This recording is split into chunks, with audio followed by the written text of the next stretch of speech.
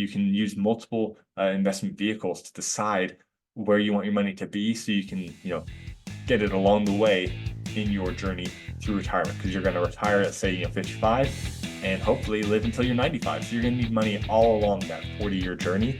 Welcome to the Teacher Money Show, the podcast dedicated to helping teachers navigate your unique financial challenges and unlock your financial superpowers.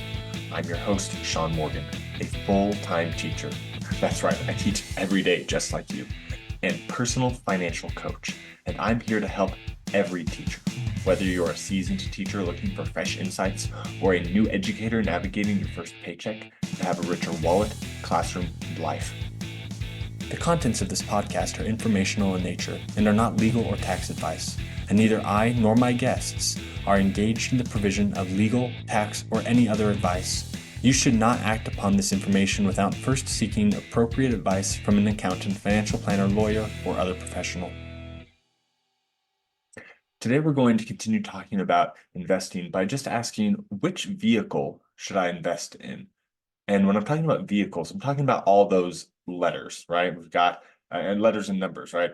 Roth IRA, 457B, HSA, these things that we have available to us to invest in. Now, when you put money into one of these things, it's important to know that that's not an investment. It's just a place where an investment can be made. So some people, sadly, will put money into, let's say, a 403B for years, decades, only to discover that it was sitting in basically a savings account, not growing at all. And that is just tragic, because the only way you're going to have any growth, any success in your investing is to have it in some sort of investment option, invested in a company of some kind, in an index fund, in a bond, whatever it is. It needs to have something to be invested in for it to grow. So once you know what you want to invest in, and I talk a lot about index funds, but if you are going to be looking for individual stocks with a ton of research, like we've talked about, dividend research to make sure that you're choosing the right stocks for that, you can do that. But once again, I just highly recommend using just index funds, because it's going to grow wealth dependably over time.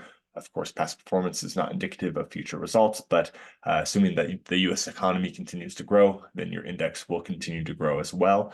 So once you've decided what to invest in, now you need to know what vehicle you want it to be put in. Now, the reason the vehicle matters is this. Depending on your goal, you want to use a different vehicle. Each vehicle will get you to a certain place. Think of it as an actual vehicle, right? A McLaren is going to get you much faster down a highway, while a Jeep Wrangler is going to get you over those bumpy, mountain roads much better. So it depends on what you want to do, where you want to go for the vehicle that you choose. So that's what we're going to talk about, the nuances between each type of investment vehicle available to teachers and why you would choose this one, depending on what your goal is. So let's just start off, and these are in no particular order. This is kind of the order that I would think through how I would decide, like, do I want this one? No, can move on to the next one.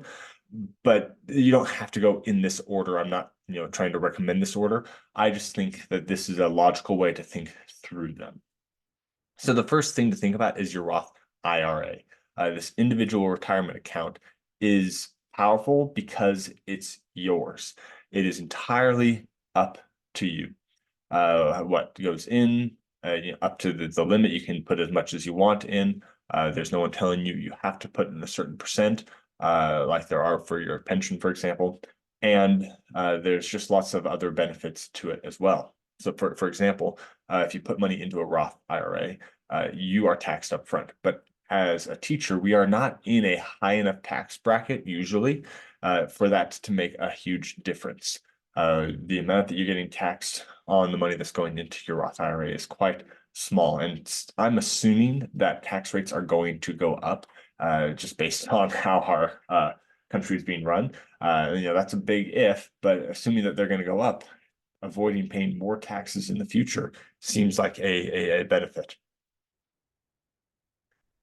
The next thing to consider is that your contributions can be withdrawn from a Roth IRA if necessary.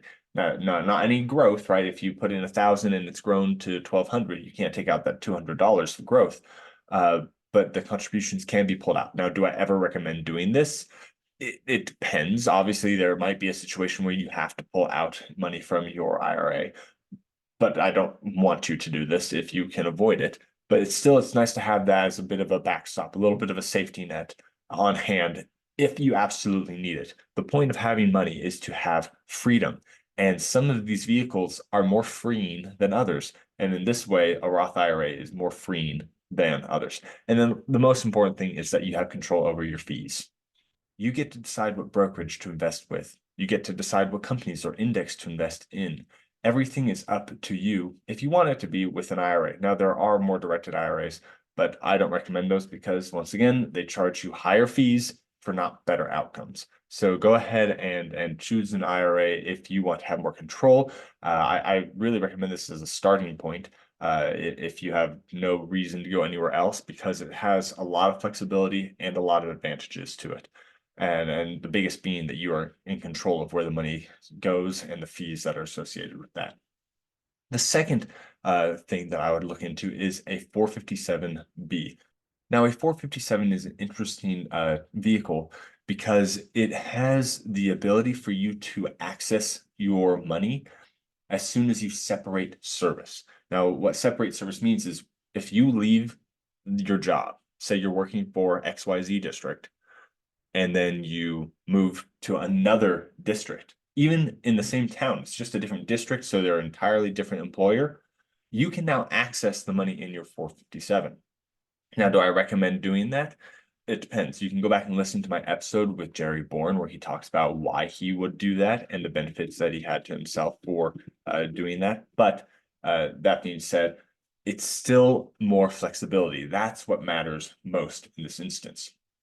You're able to retire earlier if you have money in a 457, because let's say you get your pension at 65 and you want to retire at 55 and you have money in your 457 that can bridge that gap between 55 and 65. Well, as soon as you stop working, you can access that 457 money and you can use that money alone until you reach your pension age. So it's a great vehicle for early retirement if that is your goal. Now, that might not be your goal if you are able to get a pension earlier. You don't have to worry about that. But if you are one of these teachers that are starting, you have maybe like the rule of 90, and you don't want to work the years necessary to get to the rule of 90, then you're going to want to bridge the gap perhaps, and the 457 is a great way to do that.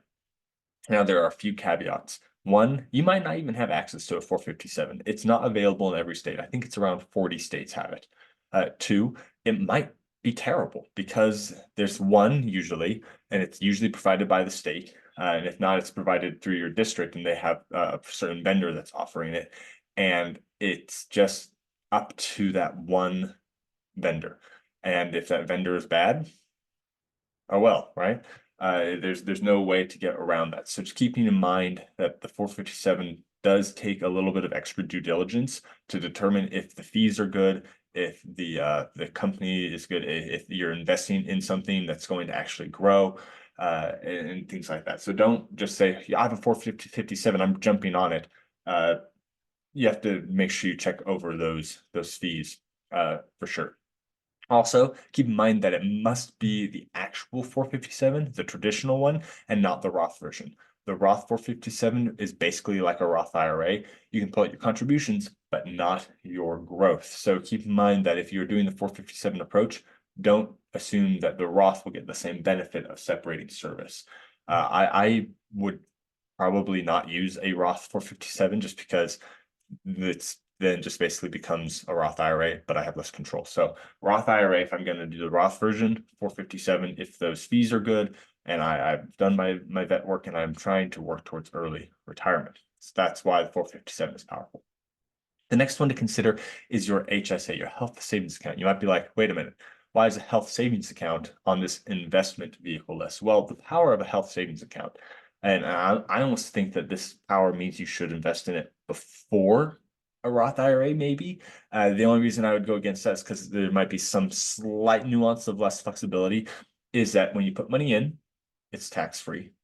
When you invest that money, it grows tax-free. And then if you use that money for medical expenses, it comes out tax-free. And if you don't use it for medical expenses at age 65, you can start using that money and it gets taxed. So it basically becomes like a traditional retirement account. But if you save your receipts over, a 30-year career of, medical bills you had, and then you start pulling money out of your HSA, you can say, oh, this HSA money I'm pulling out right now is to cover this bill from 20 years ago. And the IRS says, oh, okay. And there you go. Tax-free plan out. So there's just so much power. It takes a little bit more paperwork because you have to keep track of receipts, so that way you know how much money you can pull out in case the IRS comes to audit you. And it's got a lot of requirements to just keep in mind, so you can't just use it willy-nilly. But it's really something to consider, that you just have completely tax-free money available to you if you use the HSA. Now you must have a high deductible plan, which high deductible is like $2,500 or something like that. It's really not that high of a deductible comparatively. I have a very small worker pool. My deductible is much higher than $2,500. So just keep in mind that it's not as high as it might sound if you think high. Oh no, I can't do a high deductible. And also, the HSA's plans are usually like out of pocket total better financially than the high premium plan. Because the high premium plan, you are guaranteed to spend a certain amount of money, and you aren't guaranteed to have to spend that much in premiums for the HSA one. But even when you come down to like, I have to hit my out of pocket maximum, if you have to hit your out of pocket maximum in both of them, usually you end up ahead in the HSA version, and you're getting, the tax benefit of putting money into the HSA. So it's really something to consider. I have a whole episode on just like using the HSA and how to determine if your HSA option is better. So I recommend you go listen to that. And if you want to go listen to these episodes I'm recommending, you can go to teachyourmoneyshow.com/podcast and find the episode show notes for all of those there, or you can go to the description in your podcast player, and you'll be able to find the link directly to the show notes page for this show, and I'll link to all those episodes there.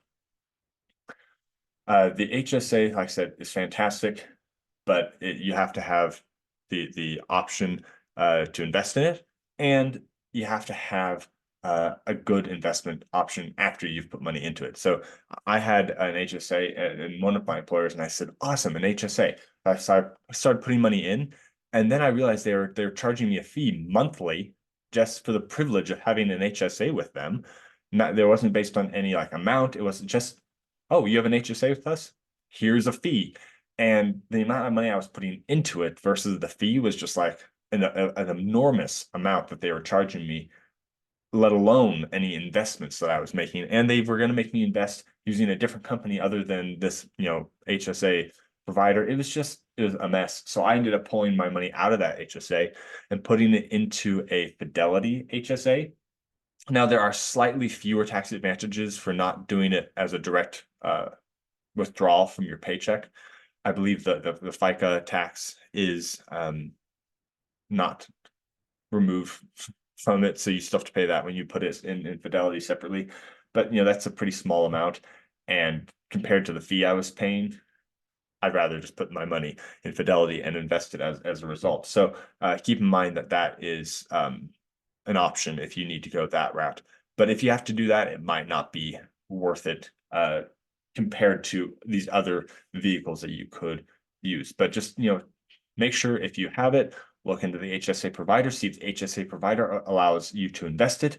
And if they do allow you to invest it, make sure that they have good fees. Like, there's just a lot of steps there. But if you can put it in, invest it, have low fees, man, the power of the HSA is incredible. So I highly recommend that. It's good for early retirement, even a little bit, because you can pull that money out for those qualified medical expenses in years past.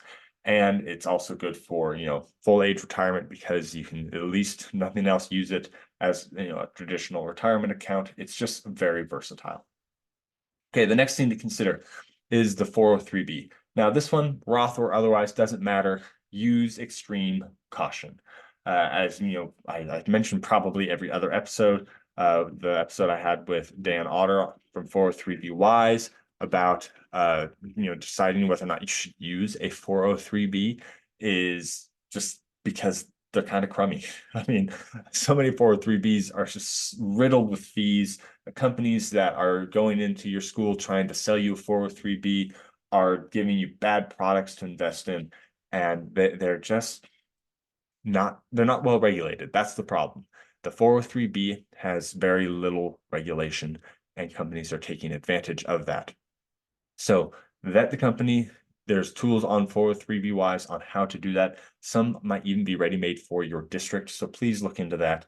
And that's just the thing to be aware of. This one is only really good for long-term retirement investing because once again, you need to be 59 and a half to access this money without a penalty. So if you're planning on retiring before 59 and a half, then don't use the 403B. There are other options that are much better for you. But if you are going to retire around that age 60, then it's a good option if you have a good company to invest in. Now, you can mix and match these. So I wanted to make sure we're aware of this, right?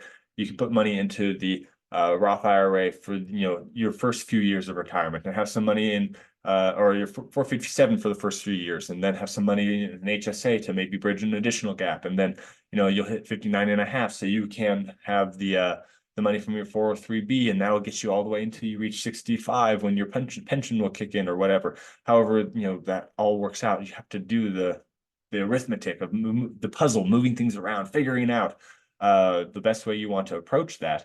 But just keep in mind that if you are planning on using the money before age 59 and a half, then the 403B is going to be not a good option.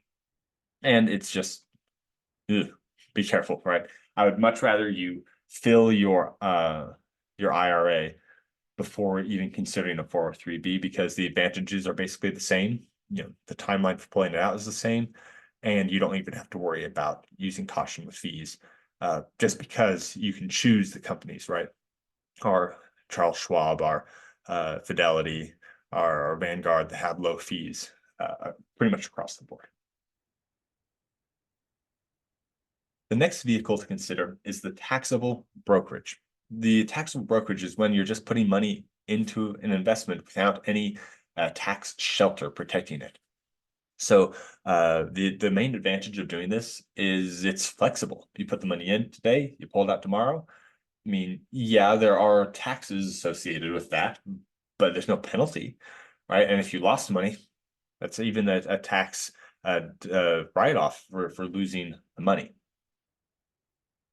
However much you lost gets to be deducted from your income. So, I mean, there's even a benefit if you lose money, but you probably don't want to lose money. So let's not talk about that too much. But the idea here is that if you are putting money into that and you're flexible, it just is really powerful to have money that you can access, right? If you are like, man, I have to retire now. I must stop working for whatever reason. And all your money's in a 403B and you're 55, well, you have 4.5 years that you got to figure out what to do with. But if you have that taxable account, you can just say, well, I guess I'm going to start drawing from my taxable brokerage account. And there is no reason not to. So it's a very, very powerful tool in terms of flexibility. And it's important to consider that after a year of the money being invested, you get long-term capital gains taxes, which are much lower than short-term capital gains taxes. So just it's a benefit to invest in those for the long term and then just be able to pull the money out when you need it. So it's a pretty powerful tool in that way. And since it's a taxable account and you get to decide where you put it, you are in complete control of where you invest it. Once again, the fees, you're able to choose the lowest fees that you want and the company you want to invest with, the brokerage that is, and then the index and the stocks that you're picking, all those things are completely under your control in a taxable account. Once again, you can use somebody else to invest for you, but get the education yourself and do it yourself because they're going to charge you more money for worse outcomes pretty much every time. And then the other cool thing about this account is this is where you can do your dividend investing. You can do that in other places, but once again, you don't have access to that money until you get higher up in age. But if you put money into the taxable brokerage and start investing in dividends in your taxable brokerage account, those dividends will grow, as we talked about with my episode with Ken Wall, which I'll once again link to in the show notes, teachyourmoneyshow.com/podcast. And then you'll be able to get that cash flow from those dividends, right? Because once that's grown, that money just starts coming out. You don't have to work for it. It's just coming, and that cash flow will basically be like a pension. It'll just be dependable money that's coming to you every single month or every quarter or whatever it is, and you'll be able to use that to live on. The last one I want to talk about is the 529 plan. This is not a retirement account. People are putting a lot of money into these things, and there's a lot of good reasons to do that. If you are going to pay for college for your kid, or you're going to pay for your master's degree, it's great because the money that goes into that and goes to education expenses is tax-free. Fantastic. But you're not getting education in retirement, so it's not a retirement account. And once the money goes in, it gets kind of stuck there for educational purposes. I mean, honestly, I would put money into that as I'm turning around to pay for it. I mean, like, yes, you can put it in and have it grow, and there's benefits to that. So maybe just put a little bit in there to let it grow. But you don't know what education is going to cost in the future. You're not sure, how much you're going to need. You don't want to have too much money stuck in the 529 plan. Yes, it can come back out, but there are, taxes and things associated with that are just not something I'd want to deal with. So do not consider a 529 plan to be an investment account for retirement. You can invest for a future expense of education. And like I said, if you're going to be paying for a master's degree, drop money into a 529 and then pay for the master's degree because you're going to get a tax benefit for that. But don't assume that you're going to get a retirement benefit from using the 529 plan. So those are the different vehicles that people invest in and the different ways to use them. So just to recap, give the quick Cliff Notes version. By the way, the Cliff Notes today are brought to you by Fidelity.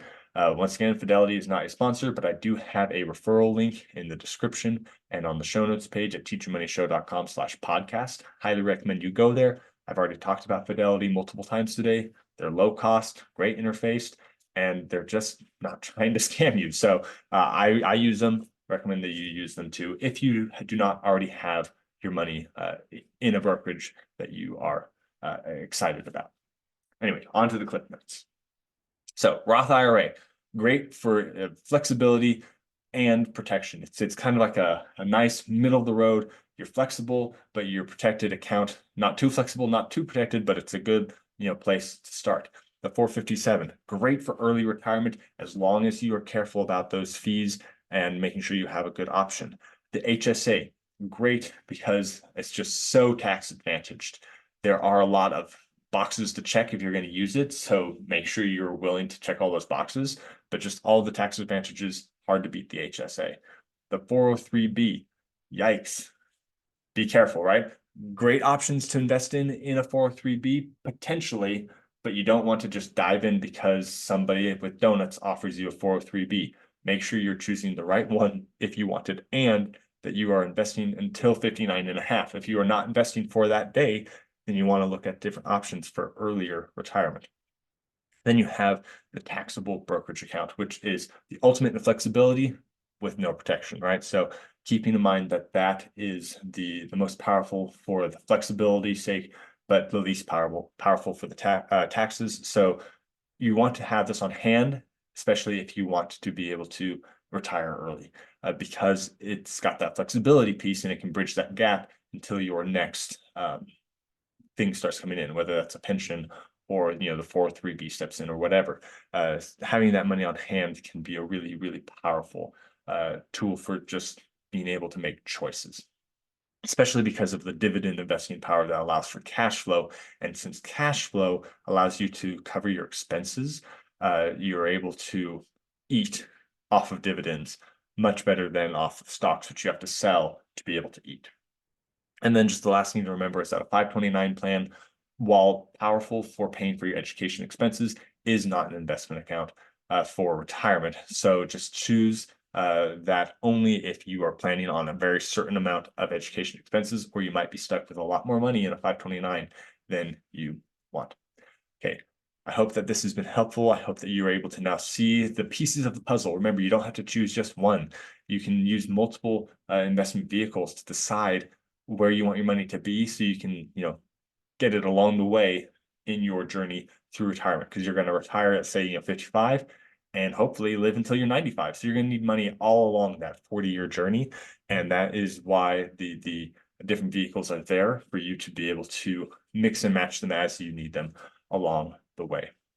And regardless of what you choose, just remember that as a teacher, you're already rich. Your wallet just needs to catch up. Are you worried you won't have enough money to retire? Or maybe you just don't know how you're going to get out of all of this debt. Whatever your situation is, I can help you. Go to teachermoneyshow.com/guest and fill out the form there. Then you can come on the show for free coaching, or we can meet one-on-one to discuss your needs. I look forward to talking to you.